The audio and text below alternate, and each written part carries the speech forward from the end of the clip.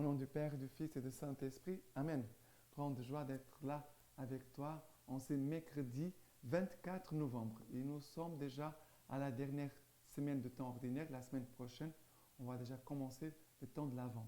On doit aussi bien se préparer pour vivre ce temps de grande grâce, c'est le temps de l'Avent, dans cette préparation pour la naissance de Jésus. On doit bien se préparer pour accueillir Jésus. Et la première lecture d'aujourd'hui, c'est Daniel chapitre 5, à partir du verset 1. Le roi Balthazar donna un grand festin pour ses seigneurs qui étaient au nombre de 1000, et devant ces 1000, il a bu du vin. Ayant goûté le vin, Balthazar ordonna d'apporter les vases d'or et d'argent que son père Nabuchodonosor avait pris au sanctuaire de Jérusalem, pour y faire boire le roi, ses seigneurs, ses concubines et ses chanteuses. On apporta donc les vases d'or et d'argent pris au sanctuaire du temple de Dieu à Jérusalem. Et y burent le roi et ses seigneurs, ses concubines et ses chanteuses.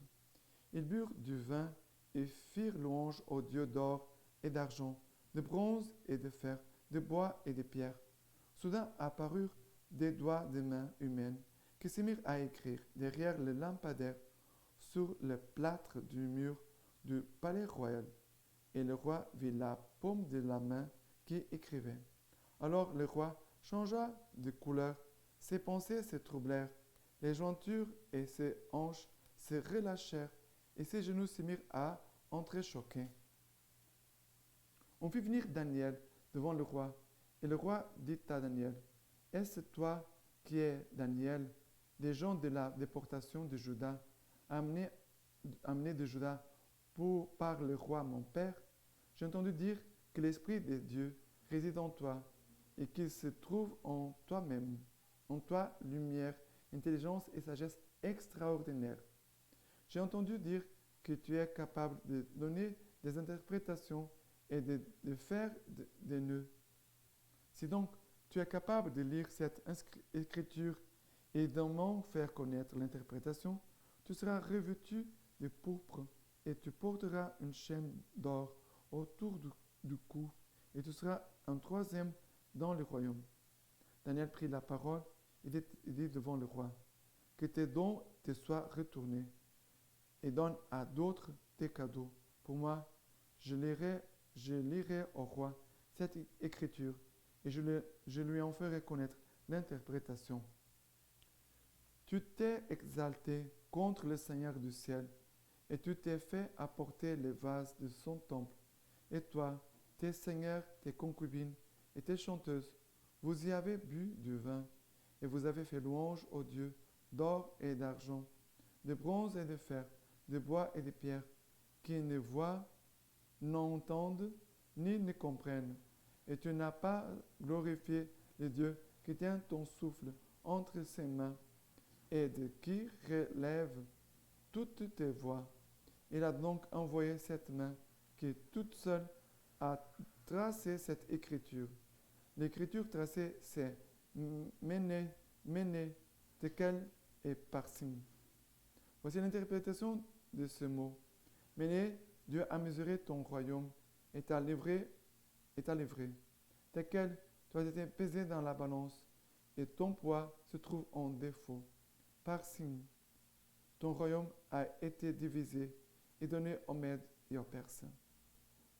Alors, ce passage, parce qu'on va centrer notre attention sur l'écriture, parce que c'est l'angoisse du roi, il a une vision d'une main qui a écrit quelque chose, il ne comprend pas qu'est-ce qui a été écrit, et il craint un peu ce qui peut arriver. Mais comment tout cela s'est produit? Parce que le roi a bu. Il a bu beaucoup, certainement. Avec les gens, ses seigneurs, ses concubines, ses chanteuses. Il a beaucoup bu. Et après, dans sa folie, il va prendre les vases sacrés du temple. Il dit, on apporta les vases d'or, d'argent, pris au sanctuaire du temple de Dieu à Jérusalem. Ça veut dire, c'est un péché grave. C'est un blasphème, un sacrilège. C'est un péché grave. Et à cause de ça, après Dieu va écrire sur le mur. Pour nous, d'abord, je pense qu'on doit réfléchir. Comment je bois, ou comme les gens boivent? Dans notre communauté Semence Ouverte, nous avons pris la décision de ne pas boire des boissons alcooliques. Nous ne buvons pas. Dans un monde où il y a beaucoup de problèmes d'alcool dans les familles, beaucoup d'ivresse, de gens qui sont ivres, saouls, qui font des bêtises, qui détruisent leur famille, qui dépensent tout leur argent, pour nous, c'est un scandale. Voilà. Il y a des gens qui veulent boire. C'est dans leur conscience, selon leur liberté devant Dieu. Mais je pense qu'on doit beaucoup réfléchir sur ça. Parce que sinon, on va permettre certaines actions qui vont ouvrir la porte au péché, et des péchés graves. Combien de familles tu connais qui ont des problèmes d'alcool? Moi, je connais plusieurs. Même dans ma famille, il a eu ça, dans ma famille. Malheureusement, mon oncle après est mort à cause de l'alcool. Mais je pense qu'on doit penser à ça. Peut-être il faut s'arrêter de boire des boissons alcooliques. On n'a même pas besoin. Pour notre santé, ce n'est pas bon. Mais chacun doit réfléchir à ça devant Dieu. Chacun, dans sa liberté, dans sa conscience, devant Dieu. D'accord? Moi, je ne veux pas dire qu'est-ce que tu dois faire.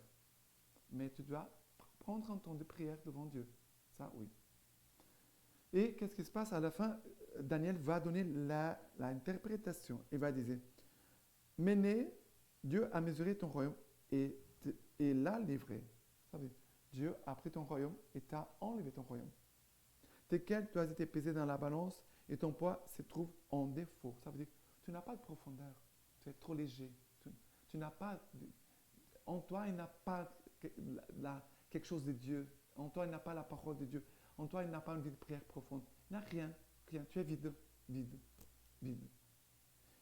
Tu n'as pas de poids. Et après, il va dire, tequel tu as été pesé dans la balance et ton poids se trouve en défaut. Par signe, ton royaume a été divisé et donné en Mède et en Perse. Par signe, ton royaume a été divisé. Il va être partagé avec d'autres empires au monde. Ça veut dire que tu as tout perdu. C'est cela que Dieu est en train de dire. Toi, tu as tout perdu. Tu n'as pas... Regarde, il dit ceci. Dieu a mesuré ton royaume. Dieu a vu que tu n'étais pas digne de ce qu'il t'avait confié. Tu n'étais pas digne de ce que Dieu t'avait confié. Tu vas dire, je vais donner à un autre. Ce que je t'avais donné, je vais le donner à un autre. Tu as été pesé dans la balance et tu n'as pas de poids. Tu es trop léger. Tu n'as pas de profondeur. Tu n'as pas quelque chose de profond en toi dans ta vie. Tu vis au niveau de la chair, des sentiments. Voilà. Tu n'as pas de profondeur. Et maintenant, ton royaume va être divisé et partagé avec d'autres royaumes. Tu as tout perdu. Voilà notre responsabilité. C'est notre responsabilité. Maintenant, le psaume d'aujourd'hui, le psaume, c'est Daniel 3, à partir du verset 62. Ô vous, soleil et lune, bénissez le Seigneur, chantez-le, exaltez-le éternellement. Ô vous, astres du ciel, bénissez le Seigneur, chantez-le, exaltez-le éternellement. Ô vous, toutes pluies et rosées, bénissez le Seigneur, chantez-le, exaltez-le éternellement. Ô vous tous, vents, bénissez le Seigneur, chantez-le, exaltez-le éternellement. Ô vous, feu et chaleur et ardeur, bénissez le Seigneur, chantez-le, exaltez-le éternellement. Et vous, froid et ardeur, bénissez le Seigneur, chantez-le, exaltez-le éternellement. Qu'est-ce qui se passe ici? C'est toute la louange de la création. Toute la création chante les louanges de Dieu. Toute la création. Et toi, et nous, est-ce que nous louons le Seigneur? Est-ce que nous avons une vie de louange? Ça veut dire, et cela se voit dans nos attitudes, selon ce que nous vivons. Est-ce que dans notre bouche se trouvent toujours des paroles, des bénédictions, des louanges, d'actions de grâce? Dans notre bouche, ce qui sort sont toujours de bonnes paroles. Parce qu'ici, dans la création, la parole qui sort, c'est louez-le, exaltez-le, bénissez-le éternellement. La louange dit que de bonnes choses pour Dieu. Et de notre bouche, qu'est-ce qui sort? Qu'est-ce qui sort de notre bouche? cela plaît à Dieu ou pas. D'accord?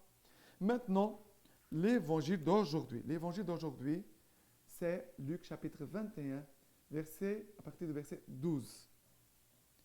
Mais avant tout cela, on portera les mains sur vous, on vous persécutera, on vous livrera aux synagogues et aux prisons, on vous traduira devant des rois et des gouverneurs à cause de mon nom, et cela aboutira pour vous au témoignage. Mettez-vous donc bien dans l'esprit que vous n'avez pas à préparer d'avance votre défense. Car moi, je vous donnerai un langage et une sagesse à quoi nul de vos adversaires ne pourra résister ni contredire. Vous serez livrés même par vos pères et mères, vos frères, vos proches et vos amis. On fera mourir plusieurs d'entre vous, et vous serez haïs de tous à cause de mon nom. Mais pas un cheveu de votre tête ne se perdra. C'est par votre constance que vous sauverez vos vies. Alors ici, nous dit, on va être persécuté, oui, mais ici il dit, vous serez persécutés, mais pourquoi cette persécution?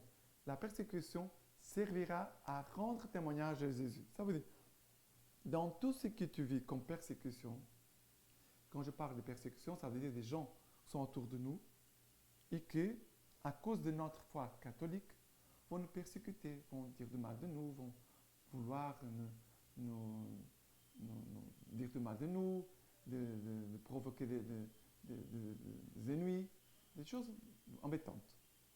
Mais Jésus nous dit, les persécutions, c'est pour que nous puissions témoigner de Jésus-Christ. Non pas pour faire la même chose que les autres. C'est pour rendre témoignage à Jésus. Et après, Jésus va dire, je vous envoie mon Esprit Saint à ce moment-là pour vous enseigner. Je vous donnerai un langage, une sagesse à quoi nul de vos adversaires ne pourra résister ni contredire. Jésus va nous donner un langage et sagesse que personne ne pourra nous contredire. C'est une attitude de foi. L'attitude de foi, de venir à Jésus, d'écouter Jésus, et lui va nous inspirer. Et Jésus a même dit, vous serez même livrés par les membres de vos familles. Père, mère, frères, sœurs, amis, proches. On va même vous conduire à la mort. C'est très douloureux. Vous serez haïs à cause de mon nom. Vous serez haïs à cause de mon nom. Parce que s'il y a quelqu'un qui va dire, j'ai de la haine contre toi parce que tu m'as fait telle chose, c'est une autre situation. C'est une autre situation. On doit se convertir. On doit changer. Ça, c'est notre responsabilité. Je ne peux pas changer le cœur des autres. Je peux prier pour la conversion des autres. Mais changer leur cœur, seulement Dieu peut le faire. Et Jésus, à la fin, va dire, mais pas un cheveu de votre tête ne se perdra. Même pas un cheveu de votre tête ne se perdra. Car c'est par votre constance que vous sauverez vos vies. Ça veut dire, c'est la constance, la persévérance qui va nous permettre de sauver nos âmes. Voilà, comme un chemin de salut, de conversion que Jésus nous donne aujourd'hui. D'accord? Maintenant, la lecture patristique, c'est au milieu du IVe siècle. Dieu jadis a livré ouvertement Jérusalem à ses ennemis, dans sa colère contre les Juifs. Ceux qui les haïssent les ont dominés, et il n'y a plus eu de fête ni de sacrifice. C'est ainsi qu'il s'irrite contre une âme qui transgresse son commandement et qu'il la livre à ses ennemis, les démons et les mauvais désirs, car en l'égarant, ils l'ont totalement détruite. Ainsi qu'une maison, si son maître ne l'habite plus, s'enfonce dans les ténèbres, les mépris et la ruine, se remplit de crasse et d'ordures. De même, l'âme qui est délaissée par son maître, que le cœur des anges accompagne, est rempli par les ténèbres du péché, la honte des mauvais désirs et un complet mépris. Malheur à la route où personne ne marche plus, où la voix de l'homme ne se fait plus entendre. Elle devient un repère de bêtes fauves. Malheur à l'âme si le Seigneur n'y marche plus, et si sa voix n'en fait pas fuir les bêtes fauves de la méchanceté spirituelle. Malheur à la maison qui son maître n'habite plus. Malheur à la terre qui n'a plus de cultivateur pour la travailler. Malheur au navire s'il n'y a plus de pilote, car il se prend emporté par les flots et la tempête. Malheur à l'âme si elle n'a plus en elle le vrai pilote, le Christ, car livré sur sa mer à la crotté des ténèbres, ballotté par les flots des passions, secoué par les esprits mauvais, elle trouve finalement sa perte. Malheur à l'âme si elle n'a pas le Christ pour la cultiver attentivement, afin qu'elle puisse produire les fruits savoureux de l'esprit. Car abandonnée, remplie de ronces et de chardons, elle n'a de fruits que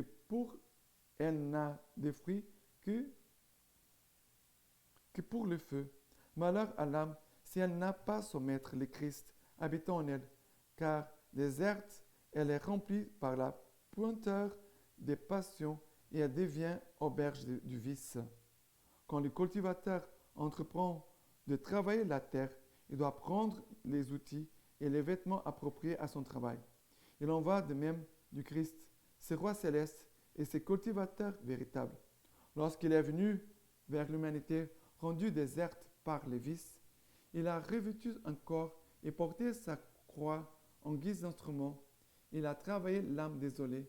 Il en a arraché les ronces et les chardons des esprits mauvais. Il a déraciné les vrais du péché et brûlé toute la paille de ses iniquités. Et lorsqu'il a ainsi travaillé par le bois de la croix, il y a planté des jardins magnifiques de l'esprit qui procurent toutes sortes de fruits délicieux et désirables pour le Maître qui est Dieu. Et maintenant, je vous laisse la bénédiction par les mains toutes pures de la Vierge Marie. Que Dieu Tout-Puissant vous bénisse et vous garde, le Père, le Fils et le Saint-Esprit. Amen.